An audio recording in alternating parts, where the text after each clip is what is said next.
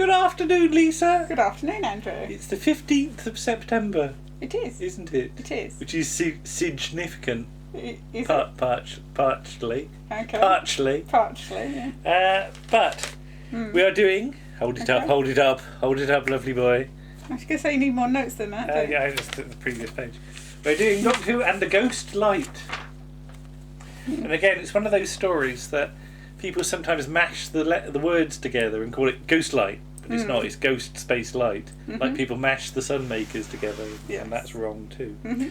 But yeah, this is the 4th of October 1989. Which is obviously nearly 30 years ago. The final Doctor Who story to be recorded at TV Centre as part of the production run, although not the last Sylvester McCoy story to be transmitted, of course. No. But what were you doing in October 1989, Lisa? Well, apart from watching this? Yeah. I really can't remember. Well, were you at school? Had you left school? No, I left school in 1988. Right, so what were you doing? I think I had... Mooching about? No, I had a job. I ended up working, I think I don't know. I can't remember. It's too long ago. Right. It's 30 years ago, and I didn't start work there. I did various things for a while. I've got a piece of paper here. Have you? Signed by me on the 28th of November 1988, saying that I hereby undertake that during my employment with BDH Limited. Look, it's the thing I had to sign when I joined BDH. So in 1989, I'd been working at BDH for nearly a year. Nearly a year at this point in the Liquid Crystals laboratory in Poole. Okay. So yes, every day, Monday to Friday, I was going to Poole to work. Nice. The road that we've sort of driven down today, Gravel Hill, I was driving down it and back up it again. Okay. So I was already spending a lot of time in Poole by this point. But and of course, weirdly, the external shot of the house is also in Dorset, because there's a fair bit of Dorset sort of filming, well, not filming, taping. Recording. For seasons 25 and 26. Yes, because you get this sort of the quarry stuff for Greatest Show. Yeah, and also for Survival.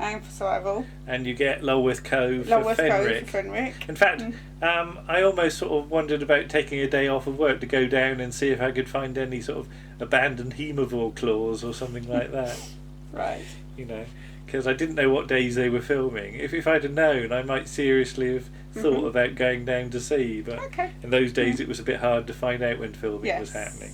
Because although I was in the Dwas, I wasn't, you know, like in the inner circle of people in the know, and I never have been. But yeah, new titles, McCoy, all of that. Keith McCulloch's theme tune arrangement, which you were singing along to. I generally sing along with the Doctor Who theme. And sadly, only 4 and a bit million people watched it. 4.16 million people are watching at this point, and I just put, that's a great shame. Because it really got back on its feet, this series. Yeah. This episode in particular is possibly my favourite single episode of the entire McCoy era. I think, just for, as I put, organs and atmosphere. Yes. Unfortunately, we've picked the wrong day to watch it. It's a sunny day, and it's 25 degrees outside. It's not that. It's the fact that it's quite a dark story, and a lot of time I'm sitting there going, I can't see what's going on. Yeah. All I can see is my reflection in the television. But I just put, this is a story with what you might call dark lighting, isn't it? As everybody's turned the lights down. Yes.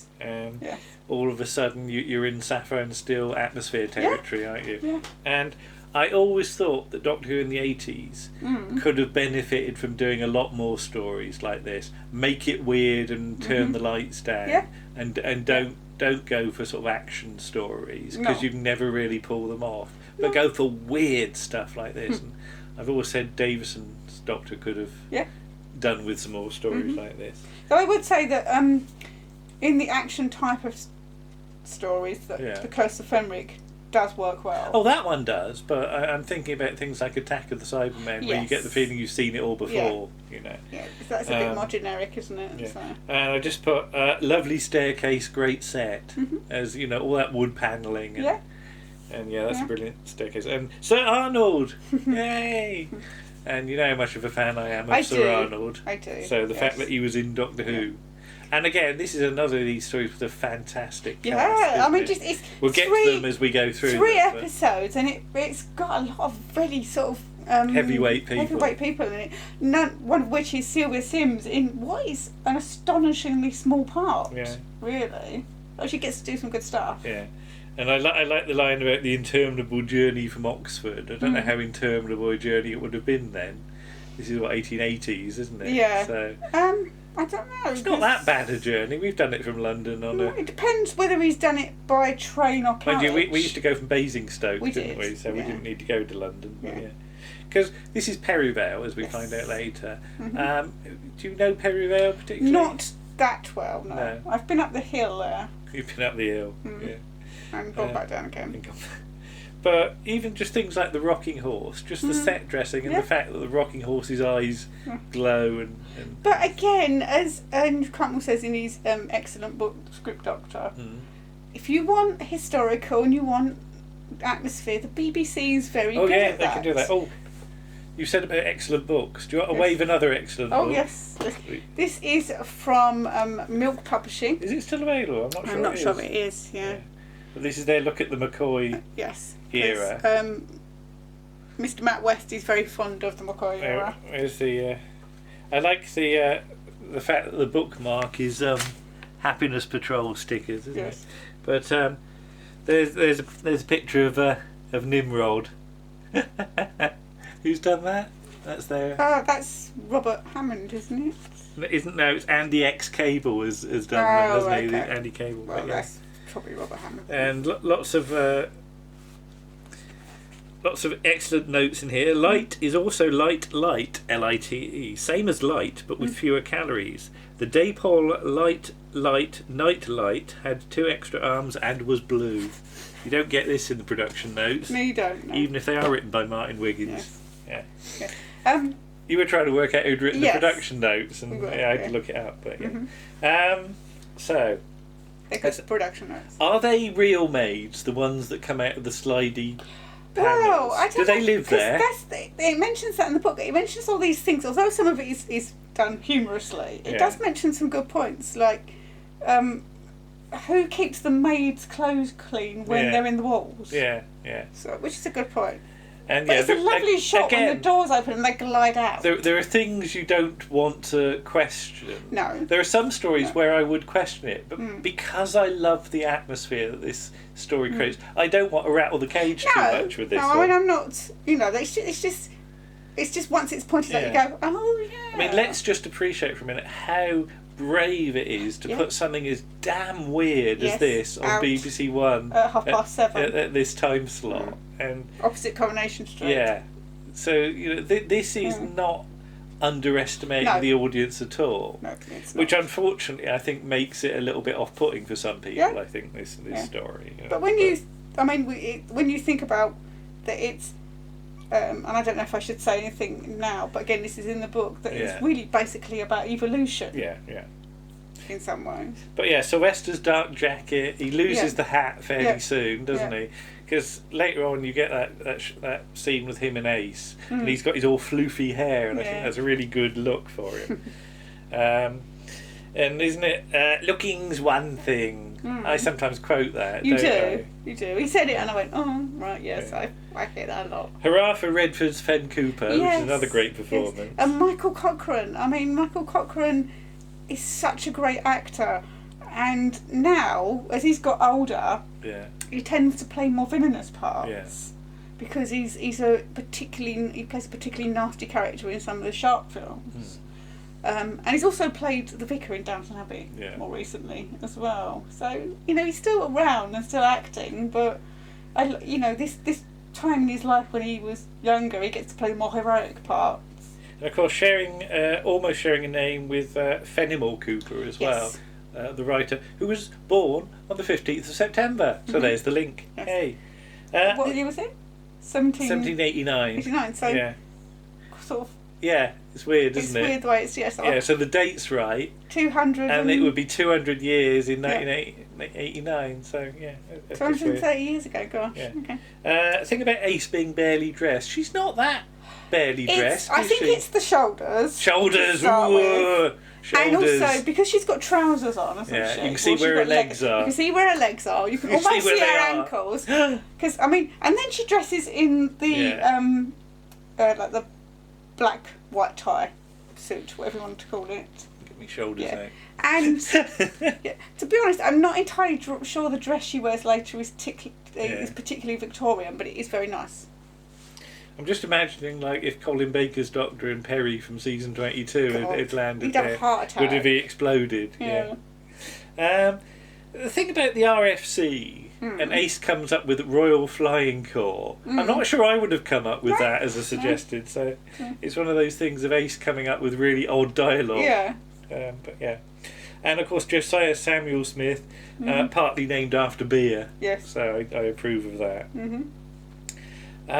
Lots and lots of rehearsal for this story, and I just like the sort of the idea that the cast are presented with the script and sort of look at it and go, what on earth is this? That actually being a bit daunted by it, but good, because you should challenge actors with this sort of material. Mark Platt keeps getting phone calls. What does this bit mean? Nimrod, of course, with his wonderful head. And there's the line, and it always struck me at the time, giant lizards like giant dinosaurs. There's too many use of the words giant in that line. Giant lizards like massive dinosaurs or something like that. The fact you've just repeated the word giant. But hey. And the whole thing about his reflection in the mirror is very nice. It's a window. Not in the mirror. In the window. In the lighting. It's a window. Just say window. Window. Shoebox. You've got to work that reference out. That's Pete, not Pete. That's Vic and Bob. Okay. Say shoebox. Shoebox. And that, sorry, we've got our television and there's some monkeys and there's some monkeys just come up, which is really appropriate for this story. Sorry. And Fenimore Cooper wrote about monkeys in one of his books as well. And the whole thing just has got a whole Addams Family vibe when Nimrod comes in and starts being a butler, because you can imagine he's like a mini Lurch or something like that as well. But starts being a butler. He's a butler. He doesn't come into the room and start being a butler. Yeah, he starts put his butler's head on. Shameless wantons as well. There's some lovely sort of Robert Holmesy type dialogue in here, isn't it? And I put not only nice lighting, but nice lightening. Yeah. Lightning, not lightening. Yes. That's making things lighter. Yes. Lightning. Lightning, yeah. Always like a good lightning. And Porterhouse College. Yes. So that pleases me, because I like the production of Porterhouse Blue. It was sort of knocking around at this point. The shot with the snuff box on the floor and Redford's in his straitjacket, and then the box lid going open and then the light coming out. I mean that's again just brilliant little imagery. But technically very, very well achieved as well. Yeah. As the whole of that scene is lit by the box. Yeah. So is light in that box? Yeah, some of the time.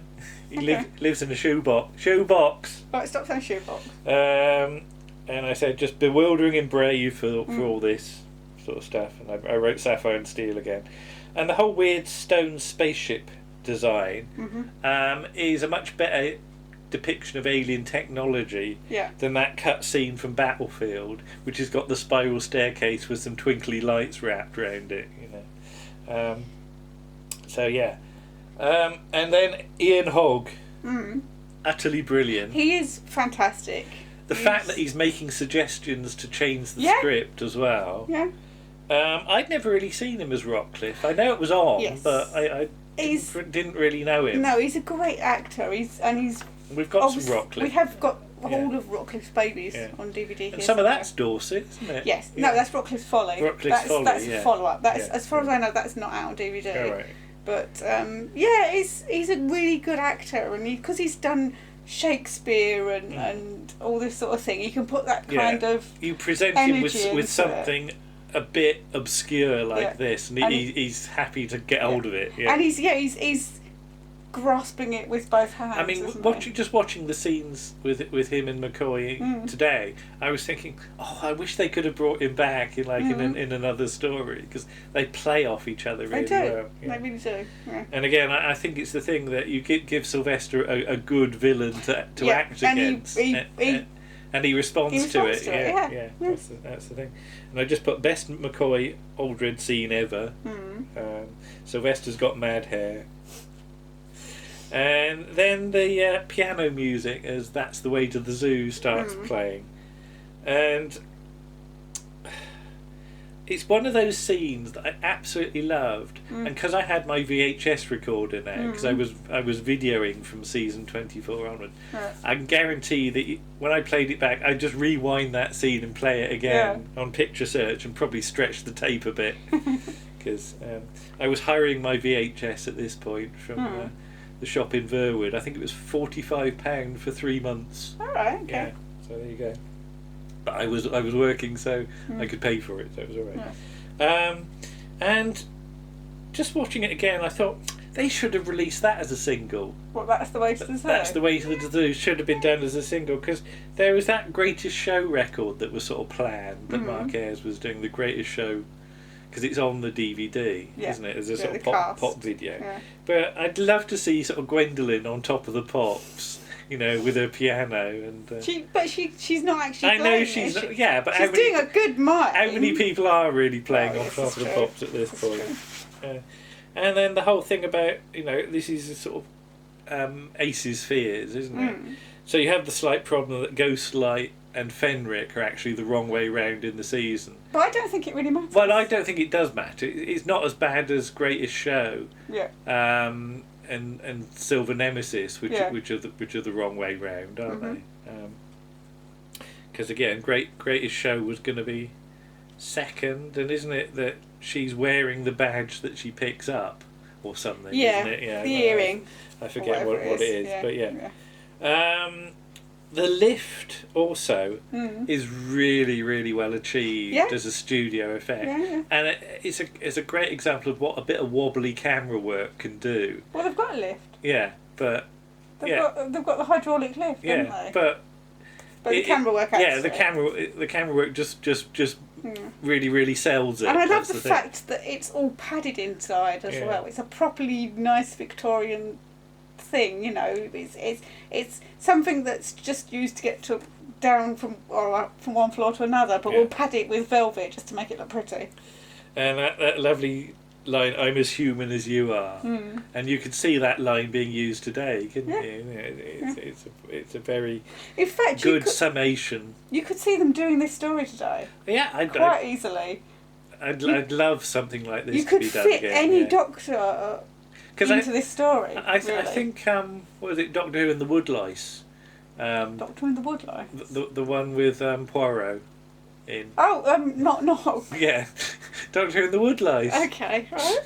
That's what I call it. Okay. I think that is the closest we've got to this atmosphere in recent years. But apart from the fact it's modern day. Yeah. But in terms of atmosphere and location. So and then Ace comes out of the lift, and I quite like the sort of production note saying about sort of cave paintings were meant to be on the walls and stuff like that. But again, it's one of those things that you write in the script, and then just crossing the line out saves you several £100 in set design, doesn't it? And I remember I've only just found out what that line is, because you get some rather muffled lines of dialogue. It's not muffled. It's whispered. It's the level between the dialogue and the music. But the line is, "There's a new scent in the dark." Yes. And I have always heard it as, "There's a new sentiment, Og." Okay. Because I assumed that one of the husks was called Og. Okay. And it was talking to its mate and say, "Oi, Og, there's a new sentiment." Right. I've invented one. Okay. I don't know. And then, why are they asking about Mr. Ratcliffe from Remembrance of the Daleks as well? That did cross my mind. Ratcliffe. No, that was last year. He's been zapped by the Daleks. By the Daleks. Or was it the girl that zapped him? Yeah, it's the girl, isn't it? It's the girl that zapped him. Well, technically, yeah. She's a sort of small Dalek. But, yeah, it's such a shame that this didn't get at least double the audience, because it does deserve it. It does. Just for sheer bravery. Well, no, not for sheer bravery, and for pulling it off so well. Yeah. That's the thing. Mm-hmm.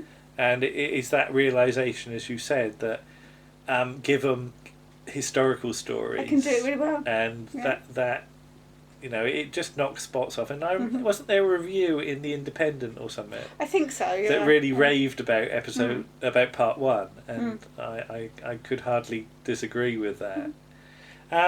But yeah, I'd been at work a year, but I wasn't going around going to people, oh, did you see Doctor Who last night? It was brilliant. I still wasn't quite that brave enough. No. But yeah, it's a fantastic piece of work, and very much looking forward to seeing part 2. Yes. So we'll come back and we'll do that. Well, not next time, but next week. And we'll tell you then what we're going to do in our bonus piece. Bonus piece. But we already know, don't we? Okay. Yeah. Goodbye, Og. Okay. Bye. Bye.